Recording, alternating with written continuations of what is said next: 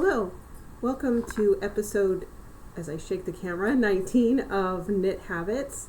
Today is Saturday, July 13th, and I wanted to record this episode today so that I could share my birthday with you guys. Today is my birthday, and so I wanted to record this and share that special day with you all. And I have two finished objects for you.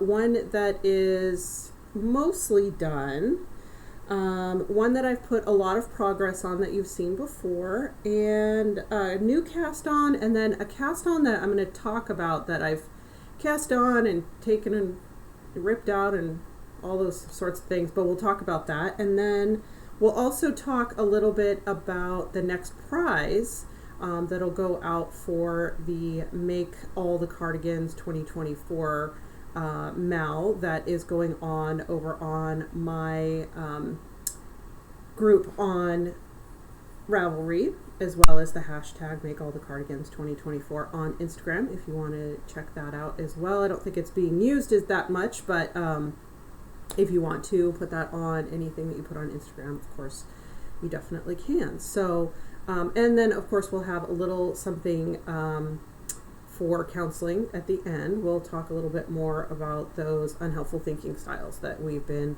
talking about for every episode. So just to jump into that. So the first finished object I have is the Whispers in the Wind socks by Kay Litton of the Crazy Sock Lady. And that is done in a deep stash yarn, but they are dyeing again, and they have beautiful color, different beautiful colorways of yarn, and that is Toad Hollow. So there's that, and this one is the Forest Santa Collection Winter Solstice, and I don't think that's coming in as, there we go, there, and there's the yarn. It's really pretty, and the socks I have here. Oops, sorry, I touched the mic there. And this is just a really pretty pattern, really easy to follow. About I think it's like 10 row repeat. But once you get it, you kind of get it. So I moved that over so maybe you can see the pattern a little bit better. Really gives a nice pattern for a speckled yarn.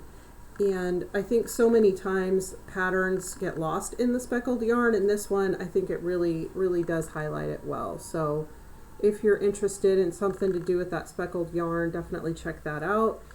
I did follow the pattern other than the heel and the toe. And like I talked about last time, the pattern isn't on the back part of the leg. I just didn't realize that and put it on there. So I do have two right here. And I did the rounded toe like I generally do, and the shadow wrap heel here. So I did one extra repeat on the leg. She says to do 5 repeats. I did 6, and US 1 2.25 is what I used on this. So these turned out great. I'm looking forward to wearing these when it isn't 90 plus degrees and 80% humidity. It's been super hot here in North Carolina, and we actually had our record heat from when they've started recording heat recently, and it was well over 100 degrees, and the humidity was really high. Today's not too bad. It rained all day yesterday. Today is 86, feels like 95, and 67% humidity, so it's not too terrible today. But it has been rather hot, and of course those degrees are in Fahrenheit, so you could do the conversion on that one. I'm not going to do the conversion on that, but if you'd like to, you're more than welcome. I think it's like 20 or 20 some degrees Fahrenheit. No, Celsius, maybe 30 some degrees Celsius. Anyway, I also finished my Irish Gold by Locatelli, and I did that in the Fiber Studio yarn. And the colorway is this one, Unique. And it is a fingering weight. It's their Studio Socks, 75-25. There's that. And I got this done the other day. It turned out beautiful. It has that beautiful pattern on the back here, as you can see throughout it. And just the different panels. It's not perfect. You can see here that I kind of made a mistake there, but whatever. It is what it is. So I did use, I alternated after I got done with the flat pieces, so you can tell there, and then I just used the same two skeins to do the sleeves, which was the more orange yarn than the dark purple that the top of the sweater was. But I don't think it's going to be too terribly noticeable on, and you know, when you're moving around and you're wearing it.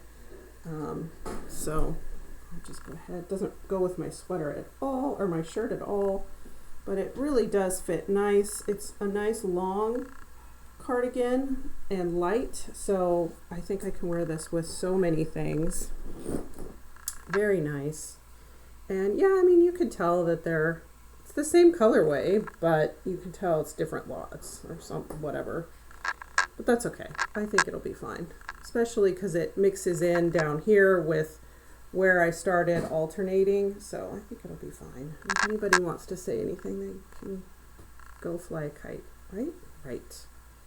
It's my sweater. I made it.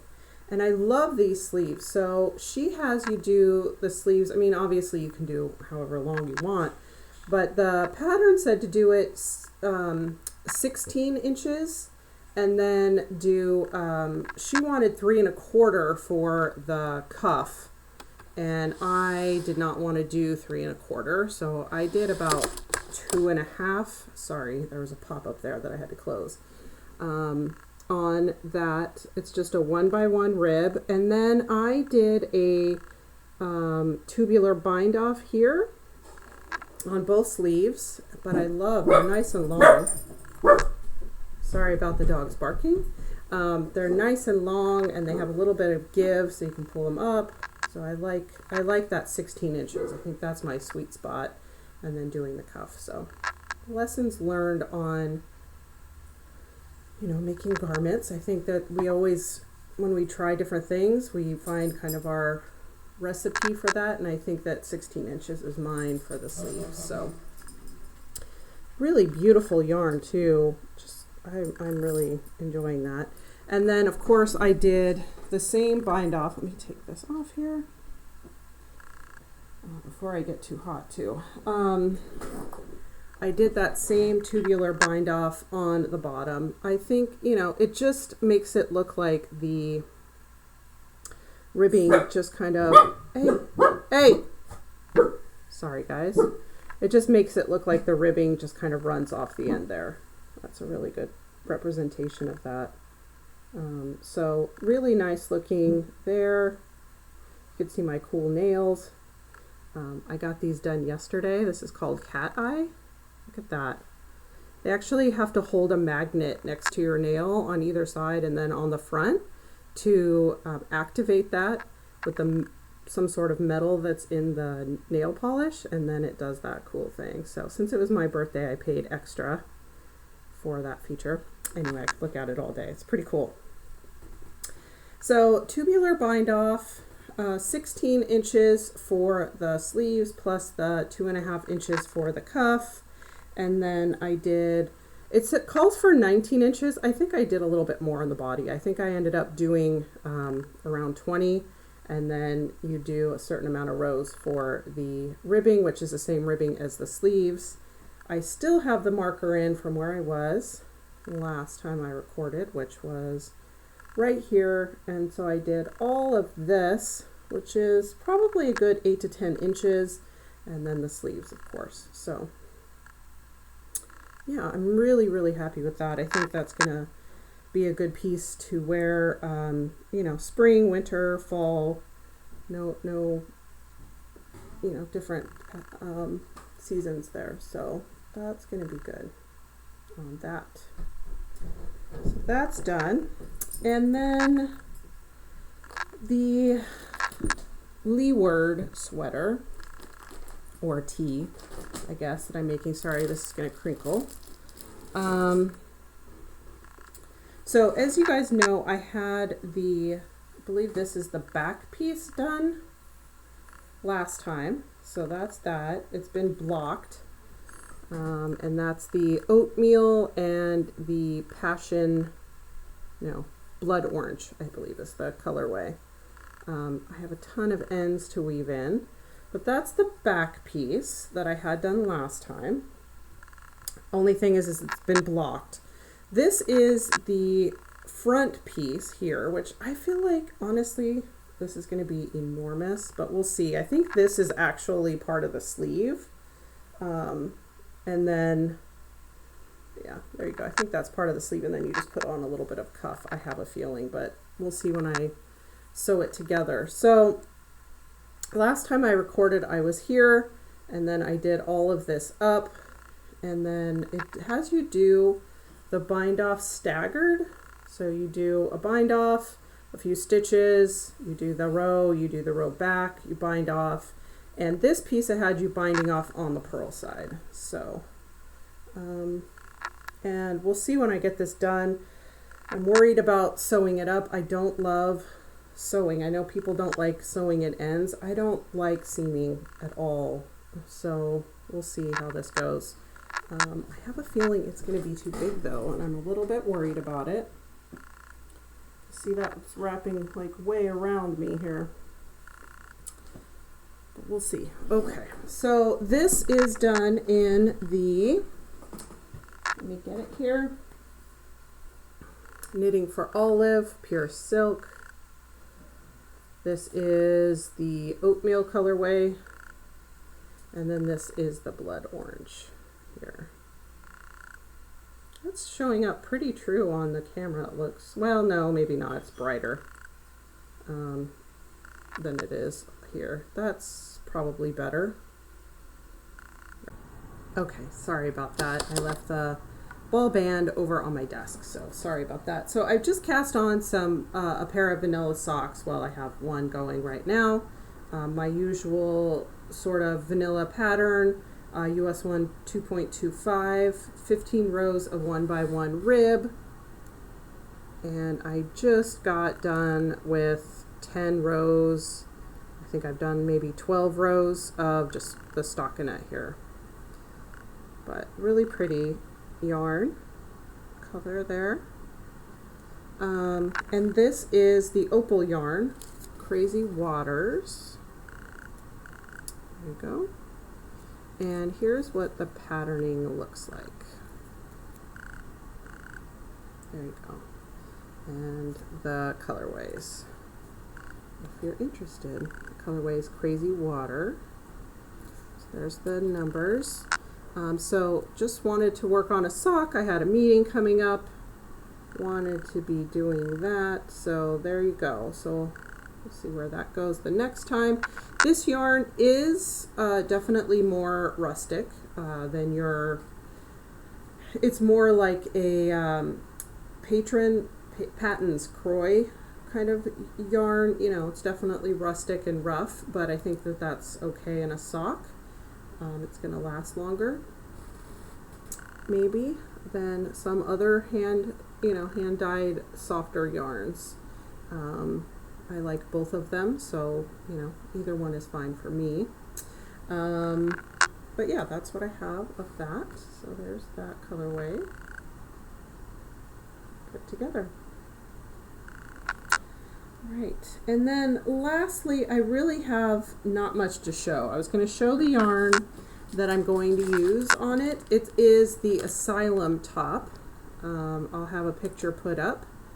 And so I started it, or I'm sorry, not Asylum. What am I thinking? Alyssum. So ALYSSUM crop. Sorry about that. And that is by, let me pull it up. Jessica Kassenbaum. It's a really cute raglan sweater. It's short sleeve. She shows it cropped, as you can see in the picture. And I'm not going to crop it. I'll make it longer than that. Just not my style, cropping sweaters. but I think it's going to be just a nice regular raglan sweater that you can, wear with whatever. So I don't have it to show. I did try casting it on recently, and I got the ribbing at the neck done, and I and started the short rows, and I've done the short row, started it, got to a certain point, not where I'm supposed to be. Tinked back. I've done that a few times, started again, still not where I'm supposed to be. So I have now this morning pulled out the whole thing, and I'm in the middle of casting it on. So I don't have it to show, but I am going to make it out of this City Tweed yarn right here. And it is a DK weight. This color is Plum Wine. It's 123 yards, 50 grams. It is super soft. So I'm looking forward to that. I think it's going to be a really pretty sweater in that raglan. And I think that for me, the, tweedy bits are going to give it enough interest that it's not going to be just kind of plain. So that will be hopefully farther along than it is in the next video. So the only things that I have that have come in are, I have my last of the Friends club that my kids got me for Christmas that came in.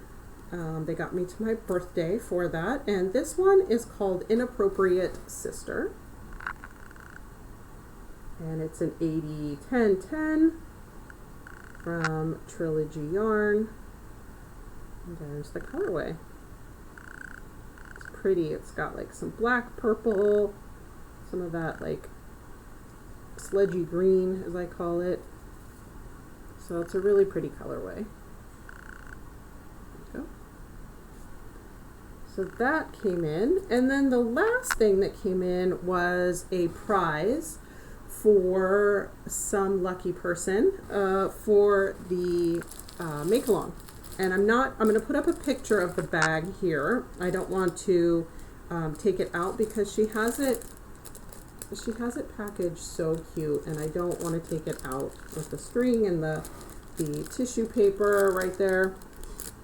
But it does have these really cute like gummy bear stitch markers, and then some, there we go, they're like little hedgehogs. Look how cute, eating strawberries. Those are needle stoppers. And then I think she put in another little stitch marker or something right there. I'm not sure because I haven't opened it, but I think that's what that is. And so I put a picture of the bag. It's really pretty. It looks kind of quiltish like, and so I didn't want to take it out because she has it nicely put together. And this bag and everything else is a company called Cozy Stye. Wow, I cannot talk today. Apparently turning a year older made me not be able to talk. Cozy Sky Company. So there is her stuff there. Let's cover the address. She's on Etsy, so you can definitely check that out.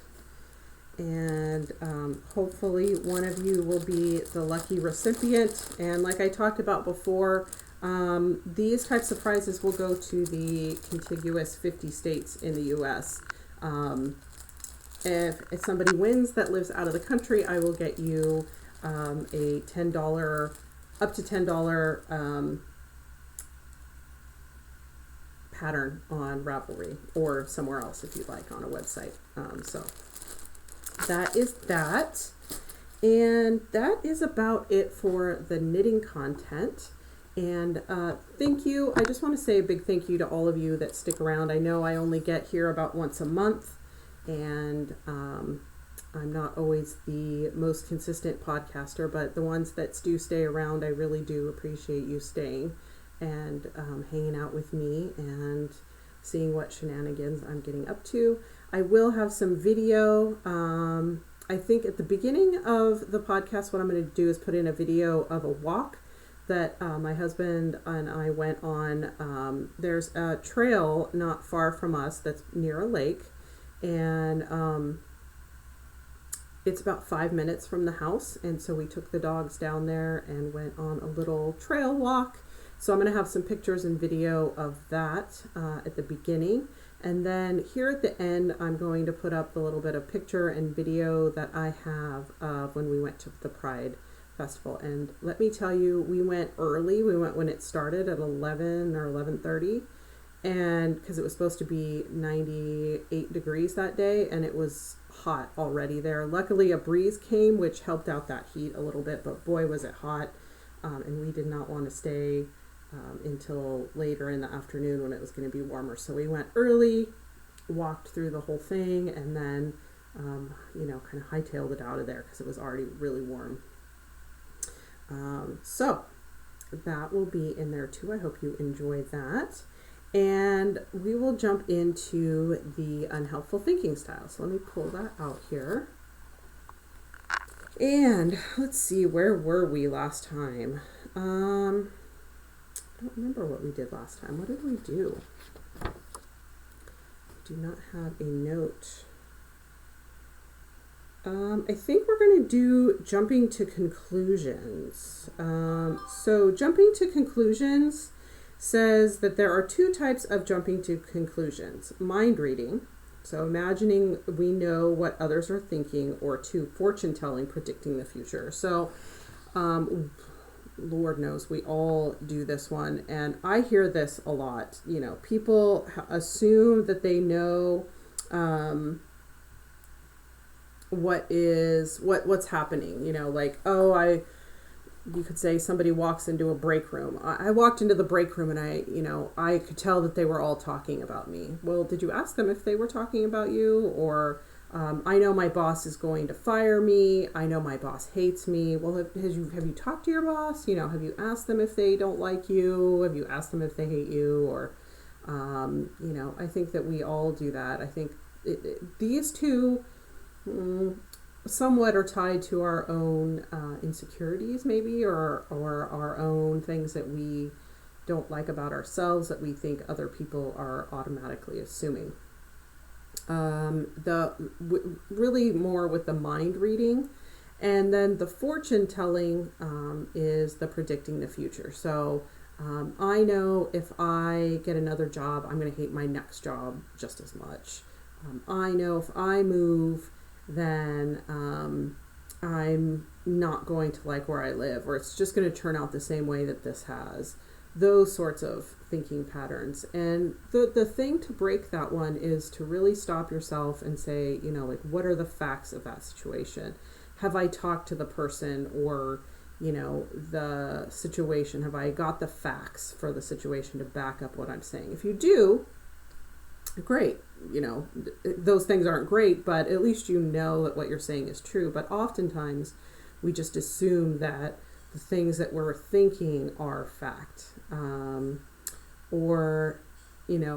People could say, sorry, I got distracted. There's a squirrel sitting on the branch of the tree outside of my office, and he looks like he's just having a little nap on the branch. It's adorable. If I thought I could take a picture of it through the blinds and you could see it, I would, but I don't think I can. He's just laying on the branch. Anyway, sorry. Back to those things. So really looking and seeing if you have the facts to really substantiate the thoughts on that. Because a lot of the time, the things we're thinking are not always going to be backed up by fact. So just a little bit of thinking on that one, and if you feel like any of those are true for you, it might be something you could look at and see if it's something that is or isn't affecting you. If it's not affecting your life in a negative way, in a way that is making your life not as effective as you'd like it to be, not a problem. But if it's those types of thinking are affecting you in a way that you feel are negatively impacting your life, then, or your motivation, definitely look at those things and see if it's something that needs to change. And if you feel like it's a thing that needs to change and you're not sure how to do it, that's a really good time to go get some therapy and let a therapist know, hey, I'm really struggling with kind of being stuck in this thought pattern, and I feel like I need to change it. And therapists, we're generally open to helping people with, at least I am, with that type of process. So definitely work on that if you feel like you need to. And as always, I hope to see you again. I'd love to see you again before a month, but I can't make any promises. It might be another month before I see you, but I wish you all the best, and thank you for coming and joining me. If you like this video, please like, subscribe, and ring the bell. That way you know that my videos are coming out, since I'm not always the most consistent person. And I'm going to say, give yourself the same grace that you give everyone else. Take care.